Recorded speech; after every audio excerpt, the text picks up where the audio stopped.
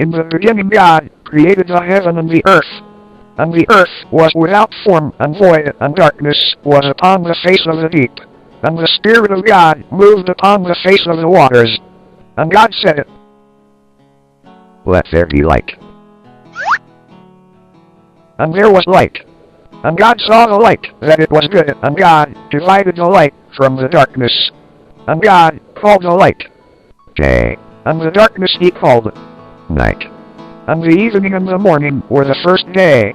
And God said, "Let there be a firmament in the midst of the waters, and let it divide the waters from the waters."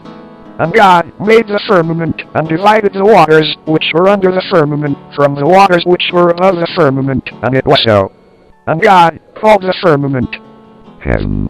And the evening and the morning were the second day. And God said, "Let the waters under the heaven be gathered together unto one place, and let the dry land appear." And it was so. And God called the dry land Earth. And the gathering together of the waters called he Seas. And God saw that it was good. And God said, "Let the earth bring forth grass, the herb yielding seed, and the fruit tree yielding fruit after his kind, whose seed is in itself upon the earth." And it was so. And the earth brought forth grass, and herb yielding seed after his kind, and the tree yielding fruit, whose seed was in itself after his kind. And God saw that it was good. And the evening and the morning were the third day. And God said, "Let there be lights in the firmament of the heaven to divide the day from the night, and let them be for signs, and for seasons, and for days, and years. And let them be for lights in the firmament of the heaven to give light upon the earth." And it was so. And God made two great lights, the greater light to rule the day, and the lesser light to rule the night. He made the stars also. And God set them in the firmament of the heaven to give light upon the earth, and to rule over the day and over the night, and to divide the light from the darkness. And God saw that it was good. And the evening and the morning were the fourth day. And God said, "Let the waters bring forth abundantly the moving creature that hath life, and fowl that may fly above the earth in the open firmament of heaven." And God created great whales, and every living creature that moves, which the waters brought forth abundantly after their kind, and every winged fowl after his kind. And God saw that it was good. And God blessed them, saying, "Be fruitful and multiply, and fill the waters in the seas, and let fowl multiply in the earth." And the evening and the morning were the fifth day. And God said, "Let the earth bring forth a living creature after his kind, cattle and creeping thing, and beast of the earth after his kind." And it was so. And God made the beast of the earth after his kind, and cattle after their kind, and everything that creepeth upon the earth after his kind. And God saw that it was good. And God said, "Let us make man in our image, after our likeness, and let them have dominion over the fish of the sea, and over the fowl of the air, and over the cattle, and over all the earth, and over every creeping thing that creepeth upon the earth." So God created man in his own image. In the image of God created he him, male and female created he them. And God blessed them, and God said unto them, "Be fruitful and multiply, and replenish the earth, and subdue it, and have dominion over the fish of the sea, and over the fowl of the air, and over every living thing that moveth upon the earth." And God said, "Behold, I have given you every herb bearing seed, which is upon the face of all the earth, and every tree in the which is the fruit of a tree yielding seed, to you it shall be for meat. And to every beast of the earth, and to every fowl of the air, and to every thing that creepeth upon the earth, wherein there is life, I have given every green herb for meat." And it was so. And God saw everything that he had made, and, behold, it was very good. And the evening and the morning were the sixth day.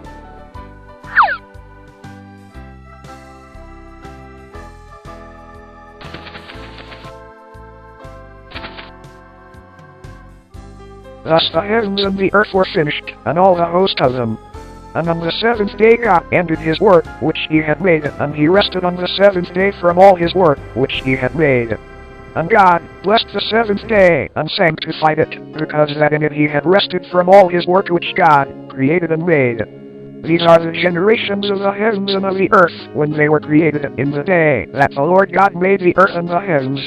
And every plant of the field before it was in the earth, and every herb of the field before it grew. For the Lord God had not caused it to rain upon the earth, and there was not a man to till the ground. But there went up a mist from the earth, and watered the whole face of the ground. And the Lord God formed man of the dust of the ground, and breathed into his nostrils the breath of life, and man became a living soul. And the Lord God planted a garden eastward in Eden, and there he put the man whom he had formed. And out of the ground made the Lord God to grow every tree that is pleasant to the sight, and good for food, the tree of life also in the midst of the garden, and the tree of knowledge of good and evil. And a river went out of Eden to water the garden, and from thence it was parted, and became into 4 heads. The name of the first is Pison, that is it which compasseth the whole land of Havilah, where there is gold. And the gold of that land is good, there is bdellium and the onyx stone. And the name of the second river is Gihon, the same is it that compasseth the whole land of Ethiopia. And the name of the third river is Hiddekel, that is it which goeth toward the east of Assyria. And the fourth river is Euphrates. And the Lord God took the man, and put him into the garden of Eden to dress it and to keep it. And the Lord God commanded the man, saying, Of every tree of the garden thou mayest freely eat, but of the tree of the knowledge of good and evil thou shalt not eat of it, for in the day that thou eatest thereof thou shalt surely die. And the Lord God said, It is not good that the man should be alone. I will make him an helpmeet for him. And out of the ground the Lord God formed every beast of the field, and every fowl of the air, and brought them unto Adam to see what he would call them. And whatsoever Adam called every living creature, that was the name thereof. And Adam gave names to all cattle, and to the fowl of the air, and to every beast of the field. But for Adam there was not found an helpmeet for him. And the Lord God caused a deep sleep to fall upon Adam, and he slept. And he took one of his ribs, and closed up the flesh instead thereof. And the rib which the Lord God had taken from man made he a woman, and brought her unto the man. And Adam said,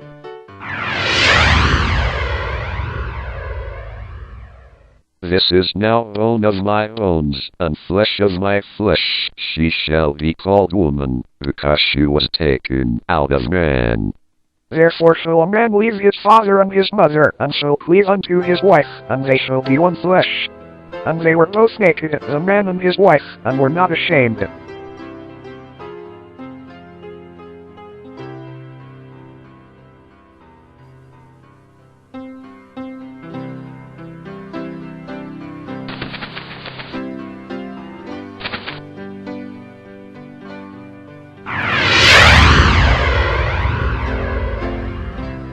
Now the serpent was more subtle than any beast of the field, which the Lord God had made. And he said unto the woman, Ye hath God said, Ye shall not eat of every tree of the garden? And the woman said unto the serpent, We may eat of the fruit of the trees of the garden, but of the fruit of the tree which is in the midst of the garden, God hath said, Ye shall not eat of it, neither shall ye touch it, lest ye die. And the serpent said unto the woman, Ye shall not surely die. For God doth know that in the day ye eat thereof, then your eyes shall be opened, and ye shall be as gods, knowing good and evil. And when the woman saw that the tree was good for food, and that it was pleasant to the eyes, and a tree to be desired to make one wise, she took of the fruit thereof, and did eat, and gave also unto her husband with her, and he did eat. And the eyes of them both were opened, and they knew that they were naked, and they sewed fig leaves together, and made themselves aprons. And they heard the voice of the Lord God walking in the garden in the cool of the day, and Adam and his wife hid themselves from the presence of the Lord God amongst the trees of the garden. And the Lord God called unto Adam, and said unto him, Where art thou?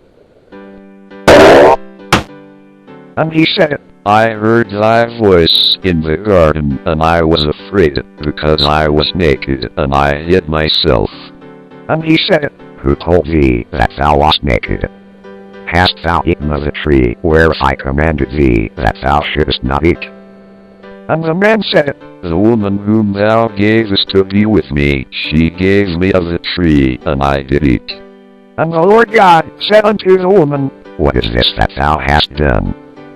And the woman said, The serpent beguiled me, and I did eat.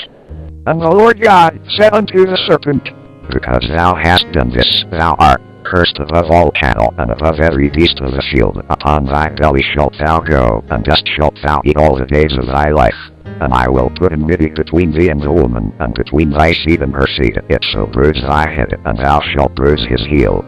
Unto the woman he said, will greatly multiply thy sorrow and thy conception. In sorrow thou shalt bring forth children, and thy desire shall be to thy husband, and he shall rule over thee. And unto Adam he said, Because thou hast hearkened unto the voice of thy wife, and hast eaten of the tree of which I commanded thee, saying, Thou shalt not eat of it. Cursed is the ground for thy sake. In sorrow shalt thou eat of it all the days of thy life. Thorns also and thistles shall it bring forth to thee, and thou shalt eat the herb of the field. In the sweat of thy face shalt thou eat bread, till thou return unto the ground, for out of it wast thou taken, for dust thou art, and unto dust shalt thou return. And Adam called his wife's name Eve, because she was the mother of all living. Unto Adam also and to his wife did the Lord God make coats of skins, and clothed them. And the Lord God said, Behold, the man is become as one of us, to know good and evil. And now, lest he put forth his hand, and take also of the tree of life, and eat, and live forever. Therefore the Lord God sent him forth from the Garden of Eden, to till the ground from whence he was taken. So he drove out the man, and he placed at the east of the Garden of Eden cherubims, and a flaming sword which turned every way, to keep the way of the tree of life.